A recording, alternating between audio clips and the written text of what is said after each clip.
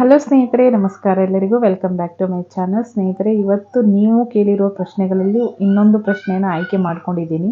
ಅದೇನೆಂದರೆ, ತಾಯಿಯ ಮಾಲೆ ನಮ್ಮ ಕೊರಳಲ್ಲಿ ಇರುವಾಗ ನಾವು ಯಾವ ರೀತಿಯಲ್ಲಿ ಸ್ನಾನದ ನೀರನ್ನು ಉಪಯೋಗಿಸಬೇಕು, ಹಾಗೆ ಸ್ನಾನದ ನಿಯಮಗಳೇನು ಅಂತ ಕೇಳಿದ್ದೀರಿ. ಅದಕ್ಕೆ ಇವತ್ತು ನಾನು ಸಂಕ್ಷಿಪ್ತವಾಗಿ ಉತ್ತರನ ಕೊಡೋಣ ಅಂತ ಬಂದಿದ್ದೀನಿ. ತುಂಬ ಜನಕ್ಕೆ ಇದೊಂದೇ ಗೊಂದಲ ಇರುತ್ತೆ, ಜಾಸ್ತಿ ಅಂದರೆ ಇದೇ ಇರುತ್ತೆ. ಹಾಗೆ ತುಂಬ ಜನ ಅಂದ್ಕೊಂಡಿದ್ದಾರೆ ಮಾಲೆ ಹಾಕಿದಾಗ ಬಿಸಿನೀರನ್ನು ಯೂಸ್ ಮಾಡ್ಬೋದು ಅಂತ. ಇವತ್ತು ಆ ಪ್ರಶ್ನೆಗೆ ನಾನು ಉತ್ತರ ಕೊಡ್ತಾ ಇದ್ದೀನಿ. ವಿಡಿಯೋನ ಕೊನೆವರೆಗೂ ನೋಡಿ. ಹಾಗೆ ವಿಡಿಯೋ ಇಷ್ಟ ಆದಲ್ಲಿ ಒಂದು ಲೈಕ್ ಮಾಡೋದನ್ನು ಮರಿಬೇಡಿ. ಹಾಗೆ ಜೊತೆಯಲ್ಲಿ ಹೊಸದಾಗಿ ನನ್ನ ಚಾನಲ್ನ ನೋಡ್ತಾ ಇರೋದಾದರೆ ಪ್ಲೀಸ್ ನನ್ನ ಚಾನಲ್ನ ಸಬ್ಸ್ಕ್ರೈಬ್ ಮಾಡ್ಕೊಳ್ಳಿ. ಪಕ್ಕದಲ್ಲಿರೋ ಬೆಲ್ ಐಕಾನ್ನ ಕ್ಲಿಕ್ ಮಾಡಿ. ನಾನು ಒಂದೊಂದೇ ವೀಡಿಯೋಸ್ ಹಾಕ್ತಾ ಬರ್ತಾ ಇದ್ದೀನಿ. ಆ ವಿಡಿಯೋ ಎಲ್ಲನೂ ನಿಮಗೆ ನೋಟಿಫಿಕೇಷನ್ ಬರುತ್ತೆ. ವಿಡಿಯೋ ಎಲ್ಲನೂ ಮಿಸ್ ಮಾಡ್ದೇ ನೋಡ್ಬೋದು. ಹಾಗೆ ನಾನು ಮಾಲೆ ಹಾಕಿದಾಗ ಯಾವೆಲ್ಲ ಕ್ರಮ ನಿಯಮಗಳನ್ನ ಪಾಲನೆ ಮಾಡಬೇಕು ಅನ್ನೋದನ್ನು ಹೇಳಿರ್ತೀನಲ್ಲ, ಅದೆಲ್ಲನೂ ನೀವು ಕರೆಕ್ಟಾಗಿ ಫಾಲೋ ಮಾಡಿಕೊಂಡು ಮಾಲೆ ಹಾಕಿ ನೀವು ವ್ರತನ ಆಚರಿಸಿ ತಾಯಿಯ ಇರುಮುಡಿನ ಸಲ್ಲಿಸಿ ಬಂದಿದ್ದೆ ಅದಲ್ಲಿ ನೀವು ಬೇಡ್ಕೊಂಡಿದ್ದೆಲ್ಲನೂ ನಿಮಗೆ ಸಿಗುತ್ತೆ. ತಾಯಿ ಎಲ್ಲನೂ ನಿಮಗೆ ಆಶೀರ್ವಾದದಲ್ಲಿ ಅಂದರೆ ಪ್ರಸಾದ ರೂಪದಲ್ಲಿ ನಿಮಗೆಲ್ಲನೂ ಕೊಟ್ಟಿರ್ತಾರೆ.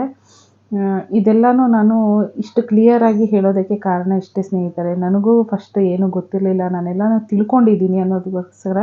ಇನ್ನೂ ತುಂಬ ಜನಕ್ಕೆ ಈ ವಿಷಯದ ಬಗ್ಗೆ ಏನೂ ಗೊತ್ತಿರಲ್ಲ. ಅವರು ಕರೆಕ್ಟಾಗಿ ಮಾಲೆ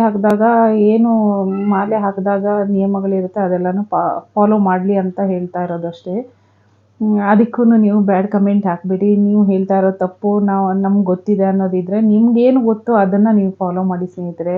ನನಗೆ ಯಾರು ಹೇಳ್ಕೊಟ್ಟಿದ್ದಾರಲ್ಲ, ನನಗೆ ಯಾವ ಗುರುಶಕ್ತಿಗಳು ಹೇಳ್ಕೊಟ್ಟಿದ್ದಾರಲ್ಲ, ಅದನ್ನು ನಾನು ನಿಮ್ಮ ಜೊತೆ ಶೇರ್ ಮಾಡ್ತಾ ಇದ್ದೀನಿ. ಒಬ್ಬೊಬ್ಬರು ಒಂದೊಂದು ಥರ ಫಾಲೋ ಮಾಡ್ತಾರೆ.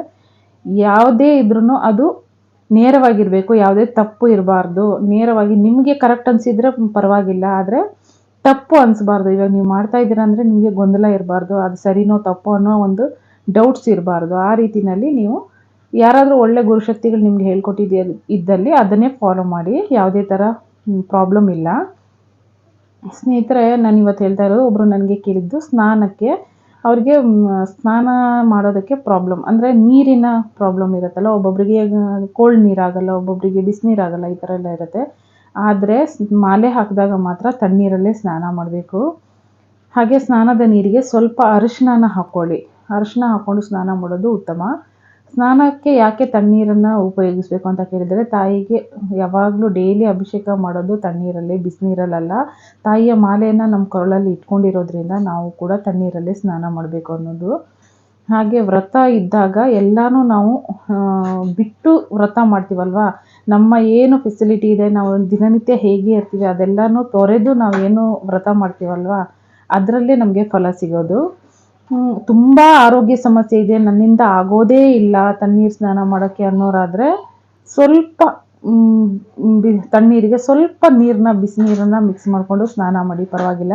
ಆದರೆ ಯಾವುದೇ ಕಾರಣಕ್ಕೂ ಕೊರಳಲ್ಲಿರೋ ಮಾಲೆಗೆ ಮಾತ್ರ ತಣ್ಣೀರೇ ಬೀಳಬೇಕು. ಫಸ್ಟು ನೀವು ಈ ಥರ ಮಾಲೆ ಇದೆ ಅಂದ್ಕೊಳ್ಳಿ, ಈ ಮಾಲೆಗೆ ಫಸ್ಟು ನೀವು ನೀರನ್ನ ಬಿಟ್ಕೊಂಡು ಆಮೇಲೆ ನೀವು ತಲೆಗೆ ನೀರನ್ನ ಹಾಕ್ಕೋಬೇಕಾಗುತ್ತೆ. ಫಸ್ಟು ಮಾಲೆ ಮೊದಲು, ಆಮೇಲೆ ತಲೆಗೆ ನೀರು. ಹಾಗಾಗಿ ನೀವು ಮಾಲೆಗೆ ಮಾತ್ರ ತಣ್ಣೀರನ್ನೇ ಹಾಕಿ, ತಲೆಗೆ ನೀವು ಬೇಕಿದ್ರೆ ಬಿಸಿನೀರು ಒಂದು ಸ್ವಲ್ಪ ಯೂಸ್ ಮಾಡ್ಕೋಬೋದು ಅಷ್ಟೇ. ಆದರೆ ತಣ್ಣೀರಲ್ಲಿ ಸ್ನಾನ ಮಾಡೋದೇ ಒಳ್ಳೆಯದು. ಹಾಗೆ ಸ್ನಾನದ ನೀರಿಗೆ ಸ್ವಲ್ಪ ಅರಿಶಿನ ಹಾಕ್ಕೊಂಡು ಸ್ನಾನ ಮಾಡಿ ಅಷ್ಟೇ. ನಾನು ಇವತ್ತು ಹೇಳ್ಕೊಡ್ಬೇಕಾಗಿದ್ದು.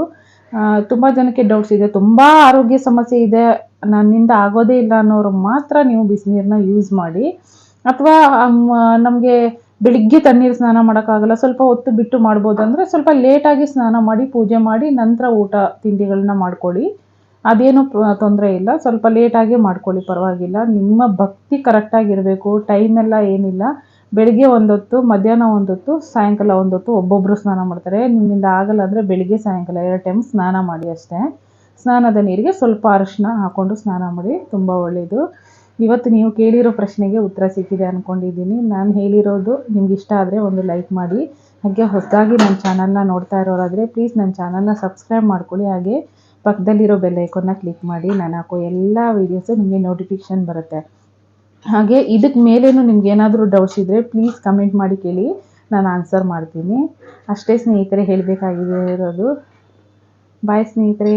ಓಂ